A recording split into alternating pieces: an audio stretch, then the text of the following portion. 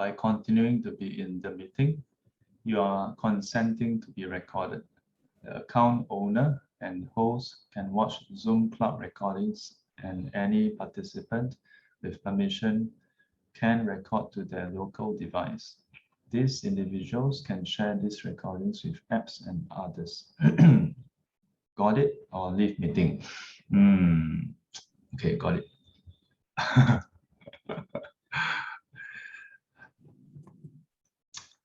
You know why there's all these things? Yeah, because of US. Yeah, US is a very libelous country. Yeah, so they are the mother of all warning signs. Yeah, even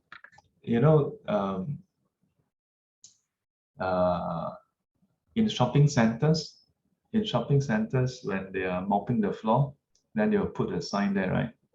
Yeah, caution, wet floor. Yeah, all this started in US. Why? Because when the floor is wet and somebody walk in the mall and they slip and fall, they sue the shopping mall. And then the court finds the shopping mall guilty. Yeah. So after that, and then the basis is you didn't. Why didn't the shopping mall give due notice? Yeah. Okay, so give notice. So slowly, more and more of these signs come up. In a way, it's also good, so that people know that the floor is wet. But in a way, accidents happen, right? So when accidents happen, how?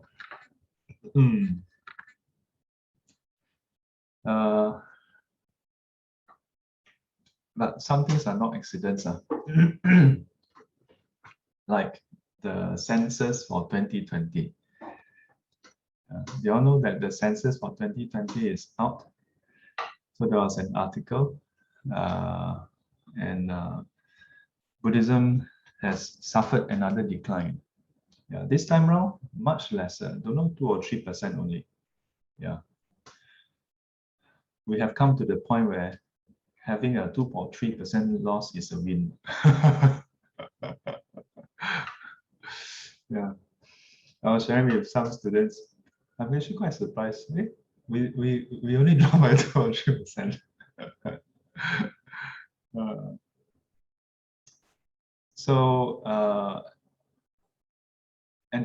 Yesterday a student shared this with me. Well, devotee, more like devotee. This elderly gentleman, and he is kind of in charge of one of the temple. So he shared with me that he met up with this group of Buddhist youth leaders, and they all shared this sentiment that most young people are not interested in learning sutras. They are keen to learn Dhamma, but not keen to learn sutras. So we should maybe not teach so much sutra. We should teach Dhamma. Yeah, the distinction being Dhamma basically are teachings that help people to be, to be happier. If I were to extrapolate, to be free of suffering and so on, just teach people how to do it lah. But don't go and cite sutra lah. Buddha at Savatthi lah, at at Jeta's Grove, Anatta Pindika's Park, all these things, why? Because young people don't like sutras. Should make it more relevant, things like that. A few days ago, another an elderly lady, also this one is very senior in the Buddhist community. Yeah, so she was the first one to share this the article with me, and then she shared that mindfulness meditation is becoming very popular. We should focus more on meditation. Yeah. And then after one day, she wrote some more, or maybe on the same day, she wrote saying that we should make Buddhism more relevant to our day-to-day life. Yeah. So when from the first one, which is this elderly lady, very senior person in the Buddhist community, lay person. When I saw this, I was like, what do you think I've been doing for the past 15 years since I come back? Or rather, I should say, what do you think we monks and nuns have been doing? Yeah. Aren't we trying to teach the Dhamma to as relevant as we can? Yeah, so I thought, why? I mean, that statement is not wrong. Yeah. And if you look at the sutras, and if you combine the two messages that I get from people, right? If you look at the sutras, doesn't the sutra deal with people's day-to-day problem? You know, I mean, there are those sutras where it's very specific, targeted at cultivators, right? Those who are already ascetics. Yeah. But that's their day-to-day life. You cannot say that that's not their day-to-day life. Yeah. They want to know what the five aggregates are. Yeah. They want to know how to what is feelings. They want to know what is no self. That is their day-to-day life. But if you look at sutras where it is lay people, then their questions will be slightly different. Their day-to-day life would be slightly different. And the Buddha will answer them accordingly. The Buddha don't go around telling everybody, your attachment, got wife, got husband, just give birth to kids some more. Oh, sorry, Michael, your kid. Shame, shame, shame. Still don't ordain. The Buddha don't say such things. The Buddha don't go around shaming people. Don't go around telling people, you must quickly ordain, quickly cultivate, quickly, all of you, No, the Buddha don't say that. In fact, in the sutta, it says that the Buddha, when he attained enlightenment, he was having this question like, who will actually understand this? You know? Yeah. And if you think about the sequence where he teach, right? Usually we talk about, the systematic, hey, Sifu, can we have a systematic way to learn Buddhism? Maybe we should learn the Buddha systematic way. His first priority, his first audience was who can understand, not how many people can I get to learn. You know? Whereas a lot of people are concerned with how many people can we get to learn Buddhism. We should be more concerned about whether we can get people to understand Buddhism, understand the Dhamma, and have a change in their life. That's the goal. The goal is not having numbers. Was never, is never, should never be. Yeah. When I was in US, there was an American visitor. So I was the guest monk, showed him around, answered his questions, and then when we walk up to there's this circular landing pad, yeah, and then he was looking over the valley, and wow, then he was admiring the whole place, and he said, wow, this monastery is so huge. How many monks do you all have here? So I said, varies between about 10 to 20 of us. Then he's shocked, you know. It's like, that's so little for such a big monastery. So I thought about it. I smiled and looked at him. I said, well, we are not McDonald's. We're not into the numbers business. I said, if among the 20 of us or 15 of us, if even one of us manage to attain enlightenment, it will be all worthwhile. Yeah. I don't know.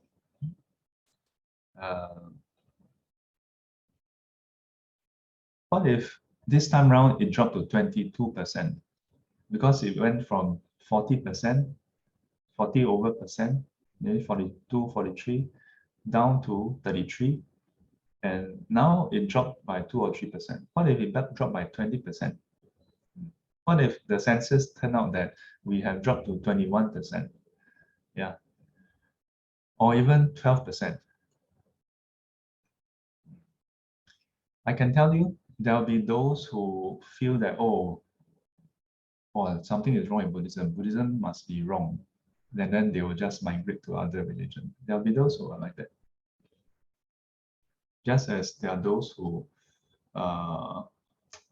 if they go to a center and wow, there's a lot of people, then they feel like, not bad, this place is quite good. Yeah. If they go to the center, then 三只小猫 2 or 3%, then, or maybe 5%, then they're not interested. But you must remember, in the end, the first candidate that Buddha thought of was his 2 teachers. And only because they have passed away and was reborn in the formless realm, and they are lack the mental capacity, the mental faculties to contemplate, to discern, and so he was not able to go and teach them. Yeah. Then he thought of the next best candidate, which is the 5 ascetics. Yeah, the 5 ascetics. And he see that they have little dust in the eyes. They have little obscuration. They'll be able to understand the teachings. So he went to look for them and then teach them the Dhamma. And in the first turning, Venerable Kunananda immediately attained enlightenment. And after 7 days, all 5 of them all attained. If I don't recall wrongly, it should be Arahant. So the Buddha didn't think, where is the biggest city? Yeah. Where can I get the largest crowd? Which place has the largest town hall? I can go there and give a grand teaching so that the whole world knows about about me. So that the whole world knows about me and can become disciples of the Buddha. His aim of leading the palace, his aim of putting aside his kingship, his family, his wife, his daughter, was never about having disciples. It was always about what can we do about our human existence? What can we do about the tribulations of life, of suffering? The fact that we are still subject to aging, sickness, and death, which is still true today. We have managed to mitigate some of the effects of aging, sickness, maybe to some extent death. Yeah, only mitigate the effects, not eradicate these 3. Think about it. After 2,500-600 years, we are still trying. We have done a lot of advances in technology. Now we don't need to practice psychic power anymore. We can just go online, see each other. Yeah. And at the click of the button, I can make one of you disappear. But we are still subject to aging, sickness, and death. Would there be those who are not interested in this? Yes, of course. There'll be those who are not interested in looking at aging, sickness, and death and saying, what can we do about this?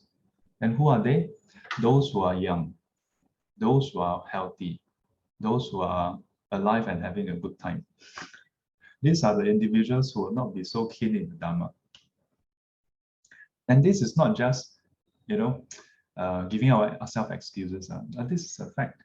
If you are young and, I mean, you think about it, you tell young kids, next time, what's the usual reaction when we are young?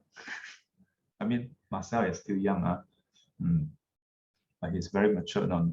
Don't think that he looks young and he's young, but he's quite mature. If he's not mature, he won't be spending morning coming to do sitting, Yeah, Buddhism, I like what Bhante Dhammaratana said. He said, Buddhism is for mature people, not for childish people. And this is about your spiritual age, your emotional age, your maturity, not about your physical maturity. Physical maturity, a person can be 70-year-old, 80-year-old, 150 years old, for all I care, and still very immature in the thinking. Still don't think that aging, sickness, and death is a problem. There'll be those who are not interested in that. There'll be those who have no regards with doing wholesomeness. Whom, if you tell them, you shouldn't just spend your time seeking enjoyment. Yeah, as a lay person, yes, by all means, enjoy what you want to enjoy, but in the process, you should strive to avoid harming people. There'll be those who say, what do I care? You only live once. Yeah, young people, they say, YOLO, YOLO. Yeah, there'll be those who are like that. But there will also be those who are not sure whether you live once or not, but they think since there's no evidence, then in all likelihood, I probably only live once. And as a result, I want to be a benefit to others. And these are the ones who will gravitate towards Buddhism, not those who have no regards for right and wrong, who have no regards for wholesome, unwholesome, who think everything is great. Young people these days, I think subjective lah. You notice nowadays, maybe not just young people, nowadays there's a trend to think that everything is subjective. No clear line of that this is correct, this is wrong. There'll be those who think it this way. And these are the individuals who would not gravitate towards Buddhism, who will not incline towards Buddhism.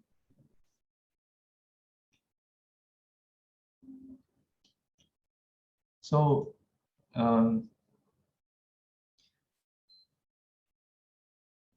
should we focus so much effort to cater to the youth? Or should we cater to those with little dust in the eyes? If we follow the Buddha's examples, he catered to whoever had the conditions to encounter the Dhamma, but give priority to those with little dust in the eyes. It's not that he's non-discriminating. Yeah, whatever comes lah. Go with the flow. No, he didn't go with the flow. Yeah, his actions. If the sutras is anything to go by, and again, like why you keep on talking about sutra? Why do we have to go by sutra? It's like saying, what? Learn physics, ma. We can just learn ourselves. Why must we follow physics text? Rubbish. If all of us just drop sutras, then what is the basis for our Dhamma knowledge? Right? I mean, common sense, right? okay lah, all of us don't teach the sutras. Then eventually nobody know about the sutras. Then I'm not talking about any particular sutra, okay? Yeah. But if everybody just say, yeah, we cater for the youth, we don't talk about sutra. In fact, don't even mention any Pali term, Sanskrit term, or Chinese term that is tu chin. then eventually all that will be known is do good. Yeah. Don't kill people can already. But isn't that in the 5 precepts? Yeah. That's inside the 5 precepts. But without the sutras to give the full elucidation, eventually it will just be human beings okay lah. Yeah, don't kill more than two lah. You know, because what is the basis? Right? What is the basis?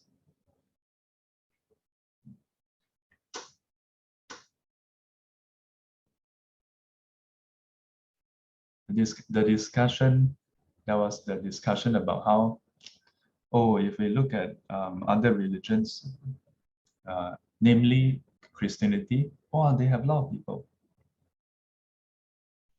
And I must first say, I don't subscribe to the Christian belief. I've been saying this for the past how many years.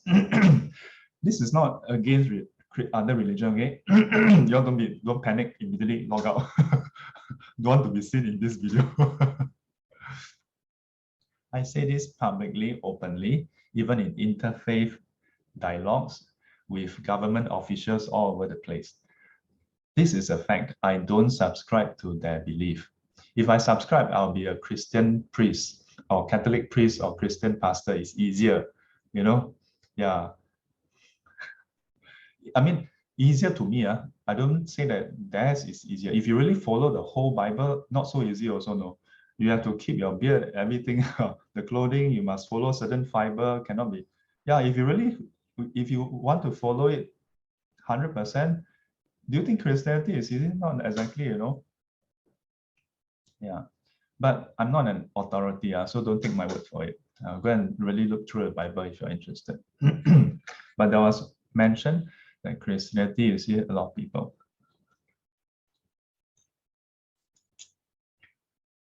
I don't know. Last I checked, when I was in university, I had this Swedish roommate, and he was in his late 20s. And at some point, we talk about religion because I'm even at much younger age. I'm very clear about where I stand about religion. So when I meet new friends, religion will always come up. So then he said that he was like, well, I'm culturally Christian. I'm like, So he said, well, because most of Europe, where European countries are mostly Christian countries in that sense, but it's more of a culture now. That's what from his word. And of course, a sample of one doesn't make a consensus. But he says in Sweden, there are like tons of churches, several hundred years old, but they are all empty.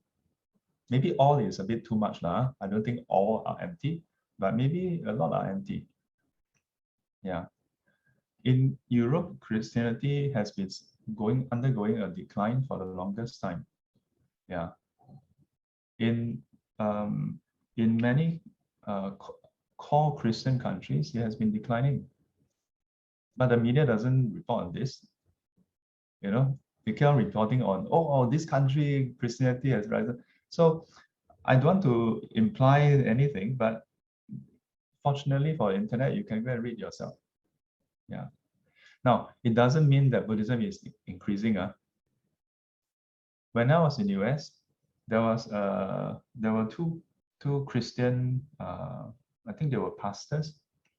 They visited our monastery. They happened to pass by. And one of them asked me, how's the state of Buddhism? So I said, well, I don't really know actually. I was just ordained for a couple of years. So he said, well, on our side, it's declining, there are lesser and lesser people taking up the cloth. That's how they describe becoming a priest or a pastor, taking up the cloth. Yeah. As a whole, across the board, in the whole world, there's a decline in people taking up religion. Yeah. The latest census, free thinkers has rise to 20%, 20 or 20+%. Yeah, that's very significant. I remember, I think in 2000 or something, it was probably single digit. Then it went double digit. Now it is 20% Yeah. So should we dig in? Yeah. Prepare the sandbags. Yeah. And then bringing the drums and guitars and sing songs. Yeah. As you meditate, then Sifu strum along. I learned guitar in one of the temple when I was in my 20s, you know. I learned how to play a guitar. Yeah. When I was in my 20s, I was involved in several youth groups and temples. Yeah. So how should Sifu, in the morning when you are meditating, then by ourselves is evil done. And this is a Buddhist song by Victor, is it Victor Wee? Yeah, from Malaysia. And don't get me wrong, Sifu now going crazy singing song. The lyrics is from Dhammapada. Yeah, self-reliance.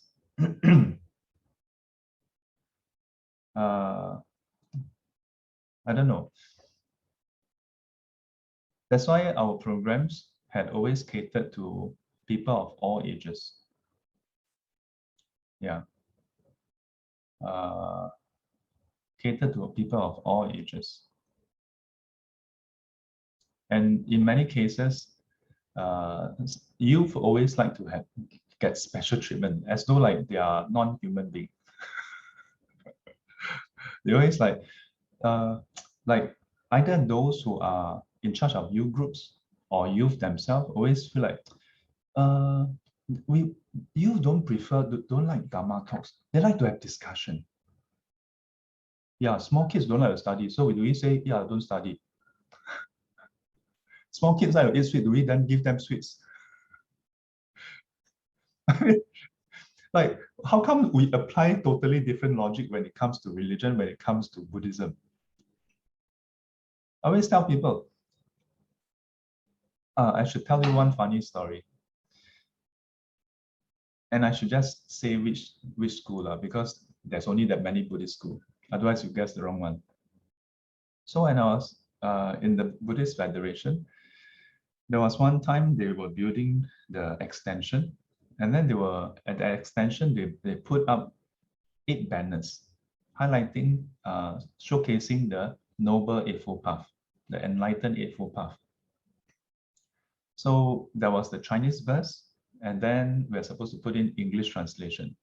So we came out with the English translation, sent over for them to have it printed, fabricated. And at some point, they called for a meeting, and then we had a discussion. And the teacher staff then highlighted, Venerable, the verses are very wonderful, but as we are looking at the English translation, English verses, we find that it's too complicated. It's too profound, too difficult to understand. We're afraid that because these are primary school kids, they may not be able to understand it.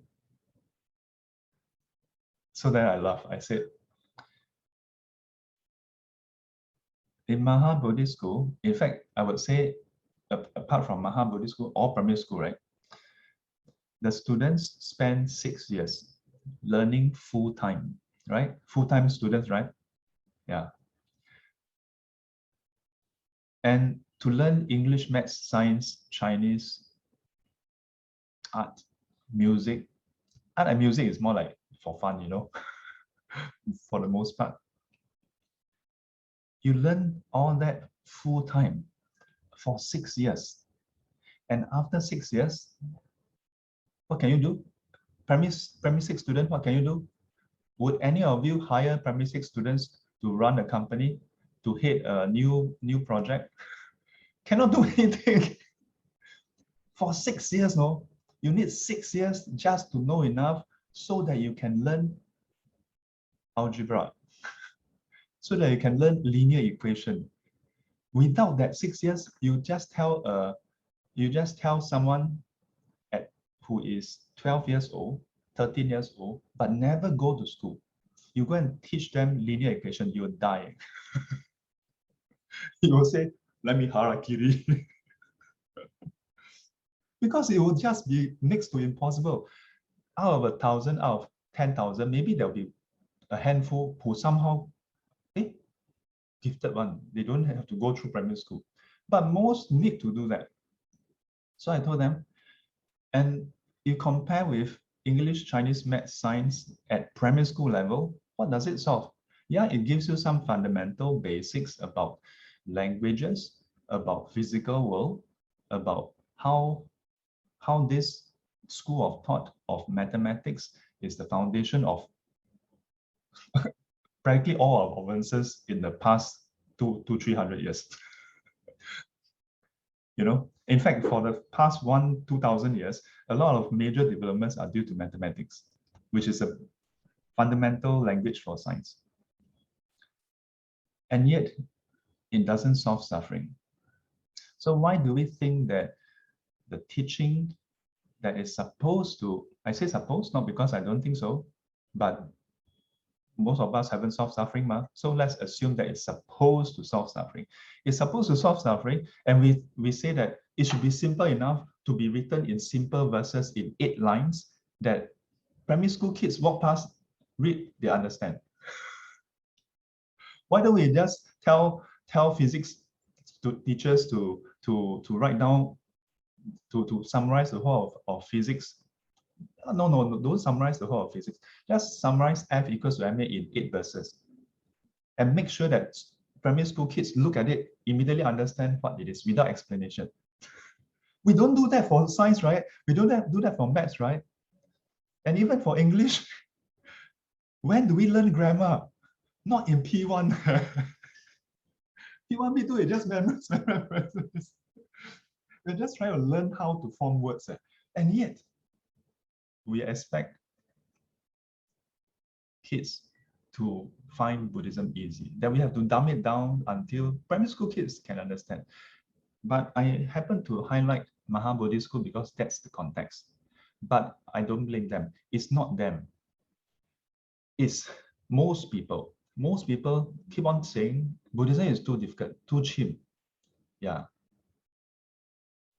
But you ask yourself, how many of us, if you don't take physics in secondary school, you don't know the first thing about physics? Right? So why should Buddhism be just a pattern? Then Buddha must be really strange, right? He took 3 Asanka Kalpa to attain Buddhahood. And even Venerable Mahamoggallana took 7 days. And that's with all the paramitas he has accumulated. Something must be wrong with them, right? When we think that the Dhamma should be so simple. So I don't know. The Dhamma that I take refuge in, the Buddha that I take refuge in, who realized, who attained, and who taught the Dhamma, which I take refuge in, is indeed deep and profound. But given the right conditions, given the right listener who has little dust or lesser dust in the eyes, and given the right teacher who has the compassion, who has the ability, the knowledge, and the skillful means to teach, should be able to at least understand at the rudimentary level. At least understand, not realize yet. The realization demands of the student, of the seeker of truth, to put in effort to realize. That is what I think refugee. And I feel that if we lose cost of this, if we lose sight of this, and then we just cater to the lowest common denominator and try to satisfy what young people want, go along with their whims and fancy, then I think we will lose the forest for the leaves or trees, if you will.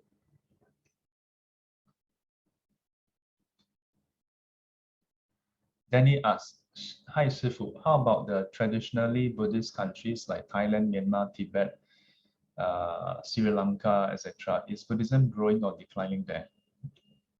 As far as I know, it is not growing.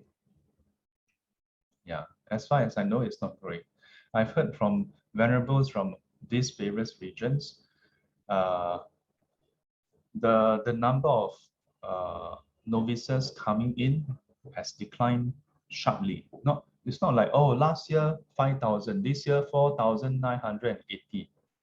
No, we're talking about da. And simply because for the longest time in many of these countries, families send their sons to the monastery in order to have some kind of education. I mean, this is a historical fact, okay? This is not criticizing or anything. And I'm glad they did that, okay? Yeah. But because if the impetus to ordain is simply that, then when the social economical conditions of these countries improve, then the impetus to send your son or daughter, for that matter, mostly sons, to the temple would have just disappeared, all but disappeared. Yeah. And in part because when life is better, then harder to appreciate the deeper Dhamma, the supramundane Dhamma. And that's why perhaps it's inevitable that at some point, then in our attempt to try to rescue Buddhism, then we will lose the Dhamma. And in the end, there'll be no more Dhamma or Buddhism. Yeah. So thank you for taking time to meditate together, to practice together. By our own time spent to practice, this is the best way to keep the Dhamma going. 愿消三障诸烦恼，愿消三障诸烦恼，愿得智慧真明了，愿得智慧真明了，普愿罪障悉消除，普愿罪障悉消除，世世常行菩萨道。世世常行菩萨道。阿弥陀佛。阿弥陀佛。